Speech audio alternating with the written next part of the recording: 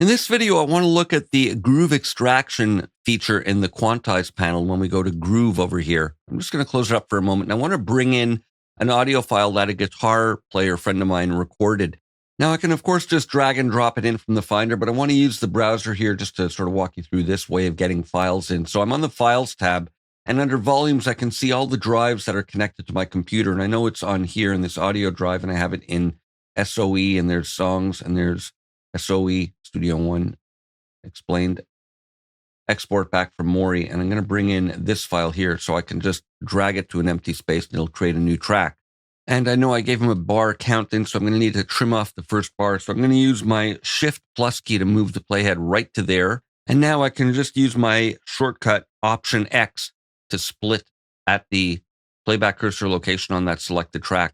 I'll remove that and drag it back to the beginning, and it should sound in sync.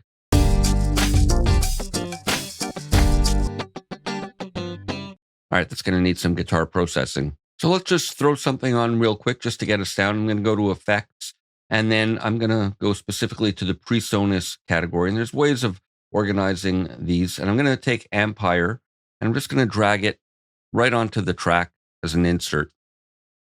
And there it is. And I can access some of the settings of the effect right from here. But I'm just going to go to the presets and just call one up to get started. I'm going to go to Clean, and then American Phase, and that should do it.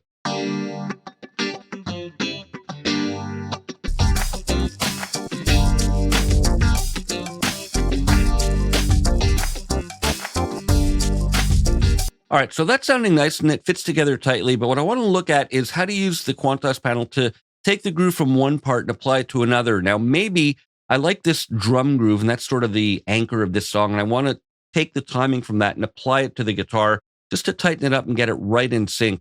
Well, there's a really simple way to do it. I'm going to take this instance of it, and when we're in the quantize panel with groove selected, I can just drag it right in there, and it's showing me that it's 4 bars and 4/4, and it creates a timing grid, and I can use that now as the basis to apply quantization to other parts, either instrument parts or audio parts. So if I select this guitar part and I hit apply, I'll leave the strength at 100, and click that, it's created bend markers and placed them all in so that it'll be in sync with the timing of the drums.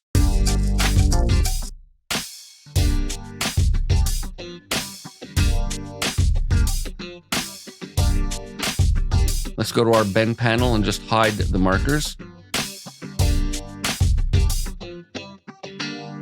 So that works really nicely.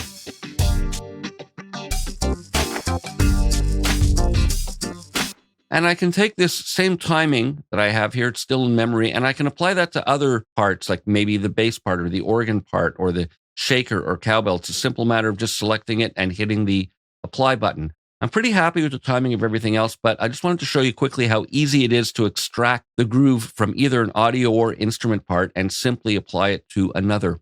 And we can even use this as a kind of timing template. I can take this and drag it. For example, I have this instrument track I created early in the series that isn't being used right now. I can take it and just drag it onto there, and I've got the different note events with the velocity values that correspond to the amplitude in this region or event that's been used as the source for this extraction.